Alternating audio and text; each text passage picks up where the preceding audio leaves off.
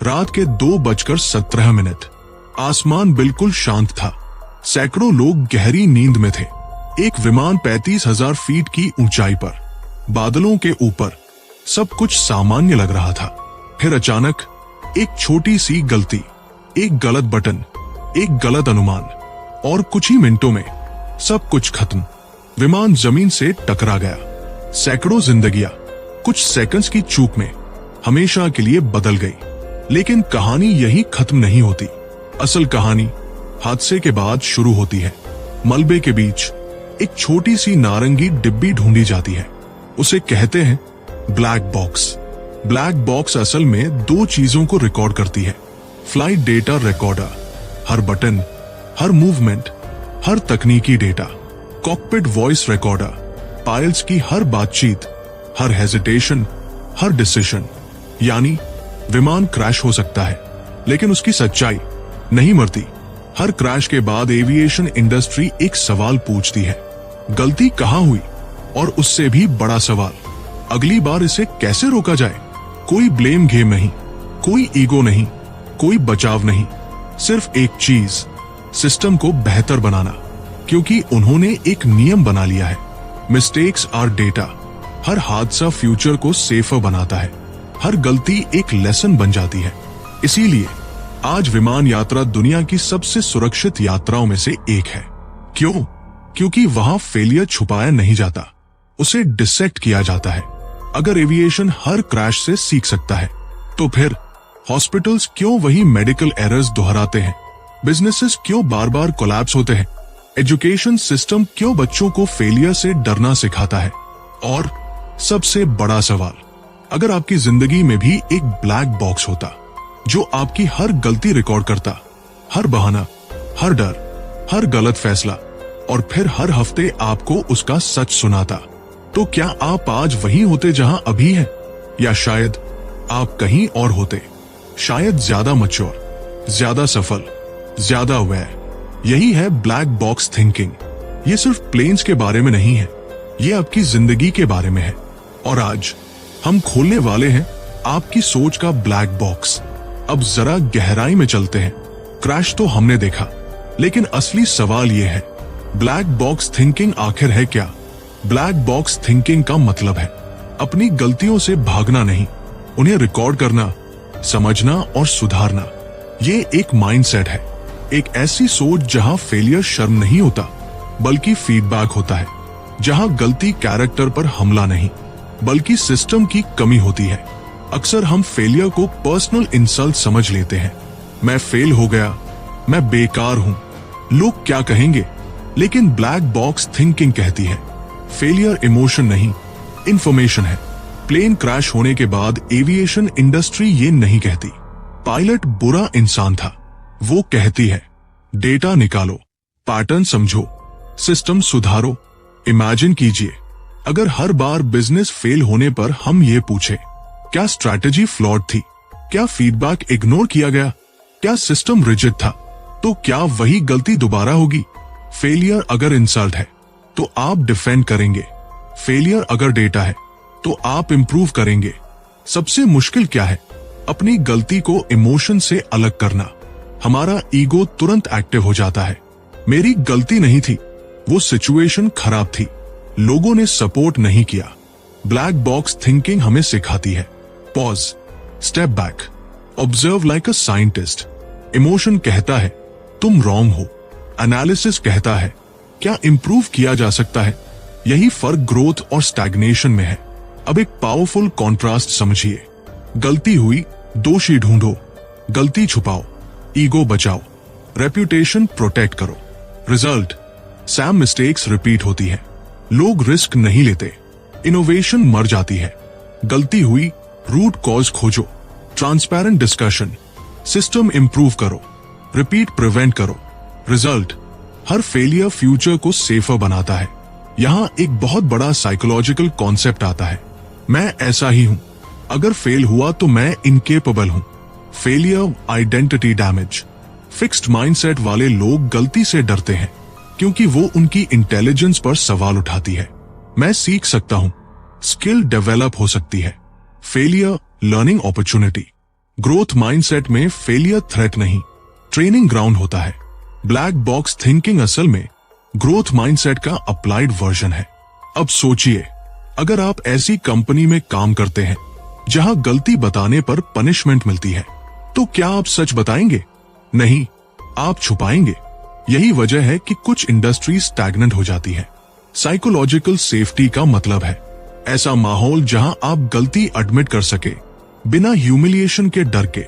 Aviation industry में pilots openly admit करते हैं, हाँ, यहां मेरी जजमेंट गलत थी। क्यों? क्योंकि उन्हें पता है सिस्टम उन्हें सुधारना चाहता है, सजा देना नहीं। जहां साइकोलॉजिकल सेफ्टी नहीं होती वहां ट्रूथ मर जाता है, और जहां ट्रूथ मर जाता है वहां ग्रोथ रुक जाती है। सबसे बड़ा विलन कौन है? ईगो। ईगो कहता है मैं गलत नहीं हो सकता, अगर मैं मान लूं तो मेरी वैल्यू कम हो जाएगी। लेकिन सच उल्टा है, ईगो शॉर्ट टर्म रेपुटेशन बचाता है, ह्यूमिलिटी लॉन्ग टर्म सक्सेस बनाती है। ब्लैक बॉक्स थिंकिंग ईगो को साइड पर रखकर कहती है गलती हुई, गुड, अब सीखो। अब जरा खुद से पूछिए, क्या आप अपनी गलतियों का डेटा रखते हैं या सिर्फ रिग्रेट रखते हैं? क्या आप डिफेंड करते हैं या डिसेक्ट करते हैं? ब्लैक बॉक्स थिंकिंग हमें सिखाती है सक्सेस टैलेंट से नहीं, फीडबैक से बनती है, और फीडबैक वही मिलता है जहां ईगो शांत हो और एनालिसिस शुरू हो। क्रैश हो चुका है, मलबा फैला हुआ है, न्यूज चैनल्स शोर मचा रहे हैं, पर एविएशन इंडस्ट्री शोर नहीं करती, वो शुरू करती है इन्वेस्टिगेशन। और इन्वेस्टिगेशन में पहला काम क्या होता है? ब्लैक बॉक्स ढूंढो।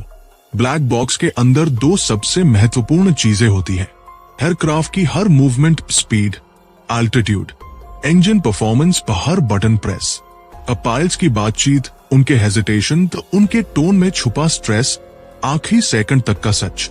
यानी विमान क्रैश हो सकता है लेकिन सच नहीं मरता। सीवीआर सिर्फ आवाज नहीं रिकॉर्ड करता, वो ह्यूमन बिहेवियर रिकॉर्ड करता है। किस समय कंफ्यूजन हुआ, किसने डाउट रेज किया, किसने अथॉरिटी के डर से चुप्पी साधी, हर डिटेल डिसेक्ट की जाती है, इमोशन से नहीं, एविडेंस से। एविएशन में क्रैश का मतलब एंड नहीं, शुरुआत होता है।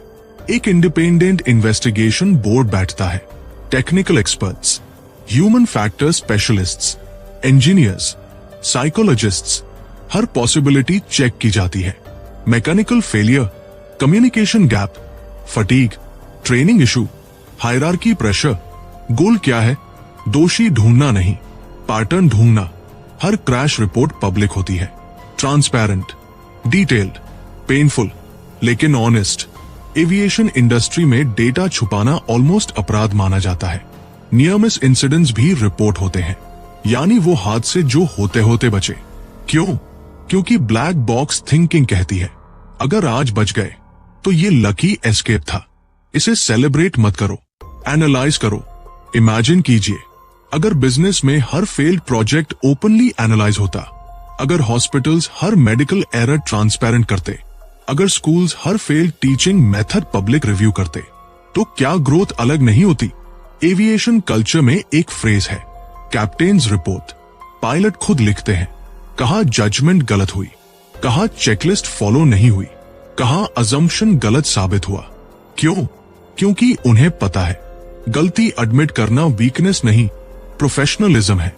एक पायलट जानता है अगर उसने गलती छुपाई तो अगली बार कोई और उसी गलती से मर सकता है।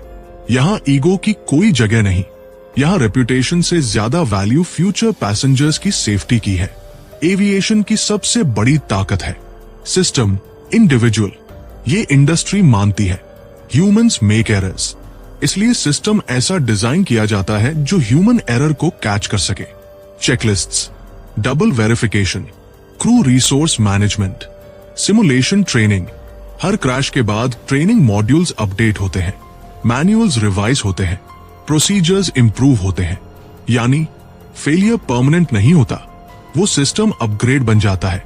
एविएशन में गलती छुपाना क्राइम है, क्योंकि एक छुपी हुई गलती कल सैकड़ों जान ले सकती है। और शायद यही वजह है कि आज एयरप्लेन ट्रैवल दुनिया की सबसे सेफेस्ट ट्रांसपोर्ट सिस्टम्स में से एक है।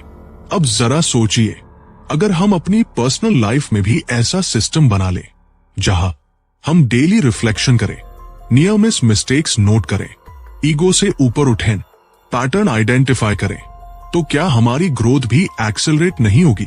जब एविएशन इतना इवॉल्व कर सकता है तो फिर हेल्थ केयर क्यों नहीं, जहां गलती का मतलब भी जान होती है, लेकिन कल्चर अलग है।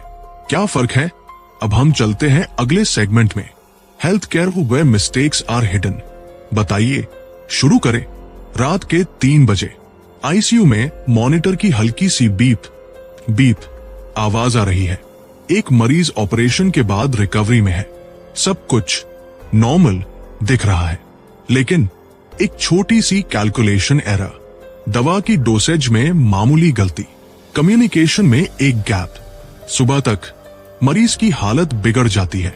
परिवार रो रहा है, डॉक्टर्स चुप है, हॉस्पिटल एडमिनिस्ट्रेशन टेंस है, और यहीं से शुरू होती है साइलेंस। यहां कोई ब्लैक बॉक्स नहीं खुलता, कोई सार्वजनिक इन्वेस्टिगेशन रिपोर्ट नहीं आती, कोई ट्रांसपेरेंट कन्फेशन नहीं होता। क्यों? स्टडीज बार बार दिखाती हैं कि मेडिकल एरर्स दुनिया भर में मौत के प्रमुख कारणों में से एक है, लेकिन हम इसके बारे में खुलकर क्यों नहीं सुनते? क्योंकि हेल्थ केयर सिस्टम में गलती स्वीकार करना अक्सर रिस्क बन जाता है। Risk of lawsuit, reputation damage, licence suspension, media backlash. Health care में गलती एडमिट करना कई बार लीगल सुइसाइड जैसा माना जाता है। इमेजिन कीजिए, एक डॉक्टर ओपनली कहे, हाँ, यहां मेरी जजमेंट गलत थी। क्या होगा? Court case, compensation claim, career खतरे में। इसलिए क्या होता है? Defensive medicine, documentation heavy, responsibility diffuse. System खुद को बचाता है। अब बात करते हैं एक अनकंफर्टेबल ट्रूथ की। हॉस्पिटल्स में हायरार्की बहुत स्ट्रॉन्ग होती है। Senior surgeon, junior doctor, nurse, intern. अगर जूनियर को लगे कि सीनियर गलती कर रहा है, क्या वो तुरंत बोल पाएगा? हमेशा नहीं। अथॉरिटी का प्रेशर, ईगो का वेट, रिस्पेक्ट का डर कई बार साइलेंस क्रिएट कर देता है, और साइलेंस सबसे खतरनाक चीज है। सोचिए उस नर्स के बारे में जिसने दवा की वायल हाथ में लेकर एक सेकंड को सोचा, क्या डोज सही है? लेकिन सीनियर सर्जन कॉन्फिडेंट दिख रहा था। वो चुप रही, और बाद में उसने खुद को कभी माफ नहीं किया। ये सिर्फ मेडिकल एरर नहीं था, ये कल्चरल एरर था। एविएशन में नियर मिस रिपोर्ट होते हैं, पायलट्स ओपनली एडमिट करते हैं, इन्वेस्टिगेशन पब्लिक होती है, सिस्टम अपडेट होता है। हेल्थ केयर में एरर छुपाया जाता है, लीगल रिस्क डोमिनेट करता है, ब्लेम अवॉइड किया जाता है, सिस्टम रेयरली ट्रांसपेरेंट होता है।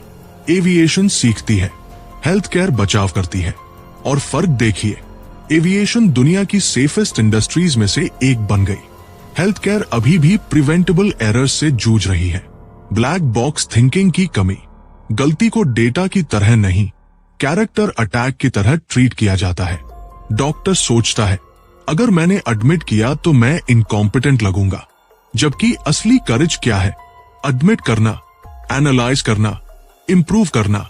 अब एक पल के लिए सोचिए, अगर हॉस्पिटल्स में भी हर मेजर सर्जरी के बाद एक ऑनेस्ट ब्लैक बॉक्स रिव्यू होता, जहां जूनियर फ्रीली बोल सके, मिस्टेक ओपनली डिसेक्ट हो, ईगो सस्पेंड हो, लर्निंग सेलिब्रेट हो, तो क्या काउंटलेस लाइव्स बचाई नहीं जा सकती थी? प्रॉब्लम डॉक्टर्स नहीं है, प्रॉब्लम कल्चर है। जब सिस्टम गलती को पनिशमेंट बनाता है तो लोग उसे छुपाते हैं। जब सिस्टम गलती को लर्निंग बनाता है तो लोग उसे साझा करते हैं। और यही ब्लैक बॉक्स थिंकिंग का हार्ट है। गलती इंसान की कमजोरी नहीं, गलती इंप्रूवमेंट का गेटवे है।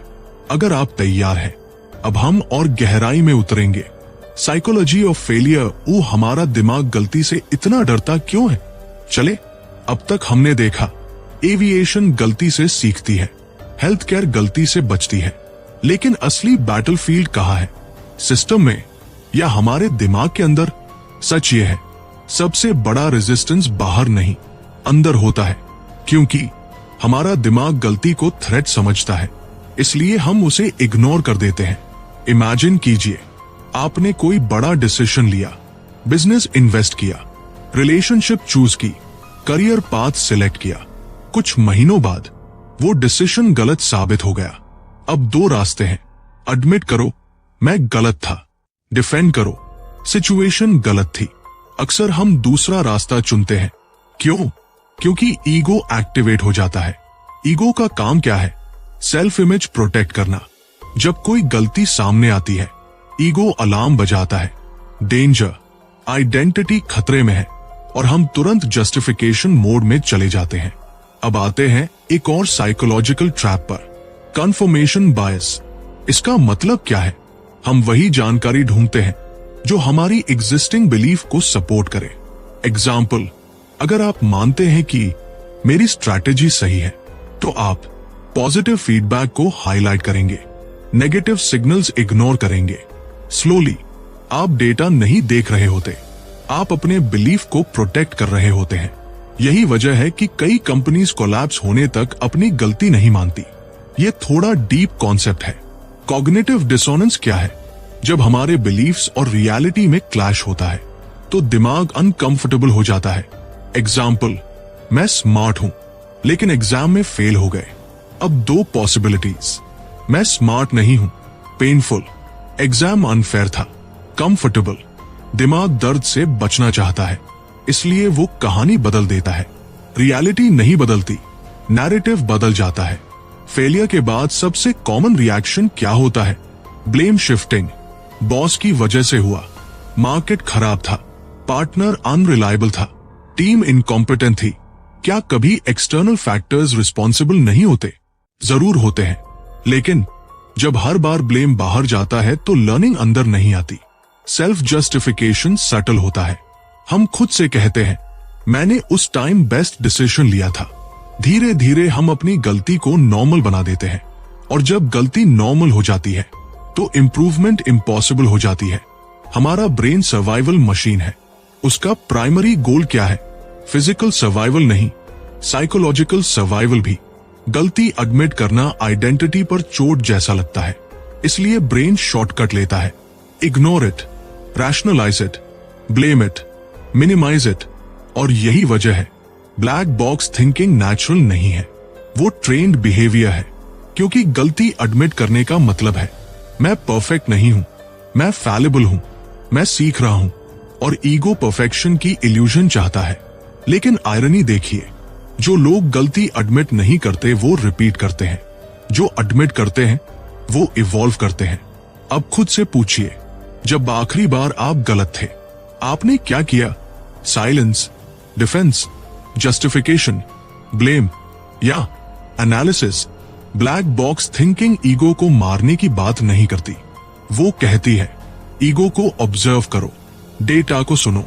ट्रूथ अनकंफर्टेबल हो सकता है, लेकिन प्रोग्रेस उसी में छुपी है। अगर आप रेडी हैं, अब हम देखेंगे एजुकेशन सिस्टम जहां फेलियर को लर्निंग नहीं, लेबल बना दिया जाता है। चले आगे।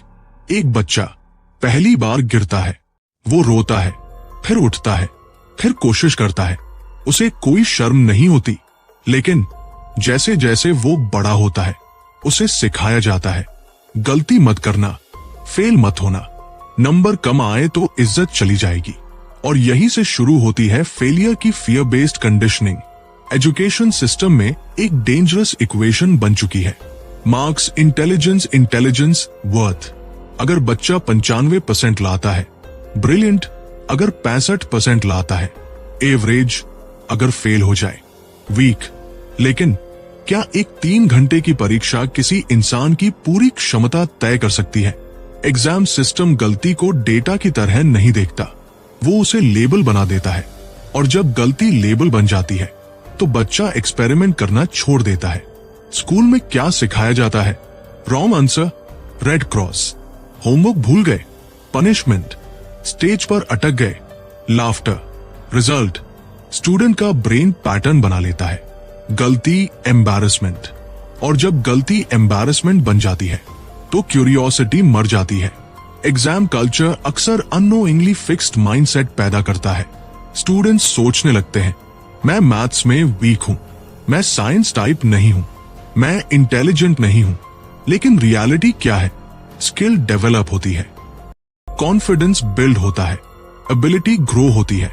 लेकिन सिस्टम कहता है, यू आर योर रिजल्ट। और यही सबसे बड़ा डैमेज है।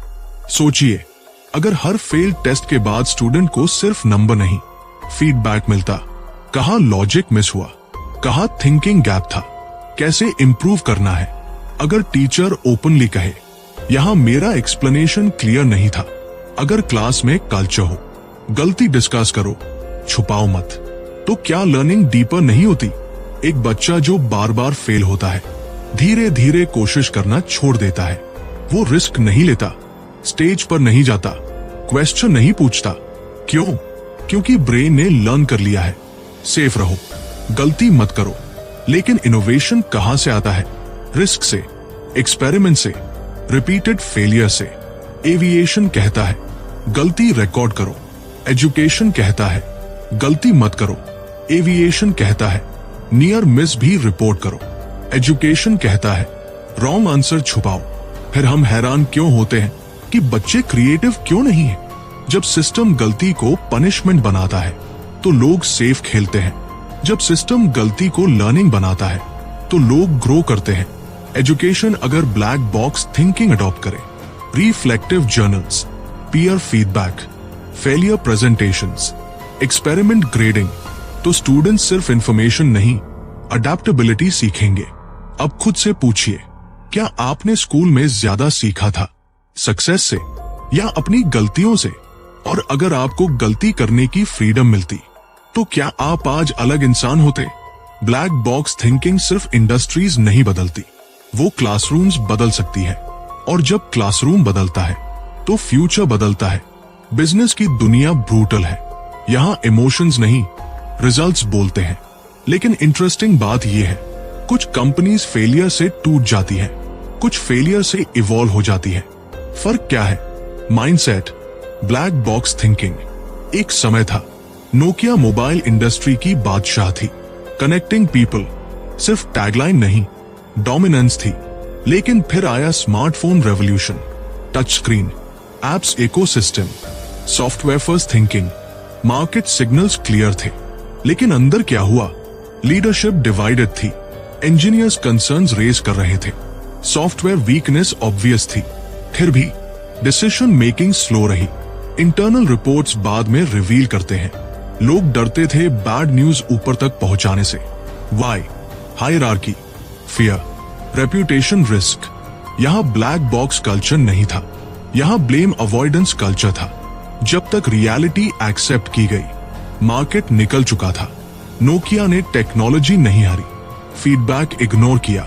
अब कॉन्ट्रास्ट देखिए, जेम्स डिसन ने वैक्यूम क्लीनर इंप्रूव करने का फैसला किया। पहला प्रोटोटाइप फेल, दूसरा फेल, 10वां फेल, 100वां फेल, 5000 से ज्यादा प्रोटोटाइप्स। कोई भी नॉर्मल इन्वेस्टर कहता स्टॉप, मूव ऑन। लेकिन डिसन ने फेलियर को इंसल्ट नहीं, इंफॉर्मेशन माना। हर फेल प्रोटोटाइप एक डेटा पॉइंट था। क्या एयरफ्लो गलत था? क्या सक्शन इनएफिशिएंट था? क्या डस्ट कलेक्शन फ्लॉड था? हर इटरेशन लर्निंग था। आज डिसन मल्टी बिलियन डॉलर ब्रांड है। क्यों?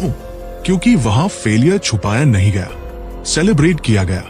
कंपनीज फेल नहीं होती क्योंकि उन्होंने गलती की, कंपनीज फेल होती हैं क्योंकि उन्होंने गलती एक्सेप्ट नहीं की।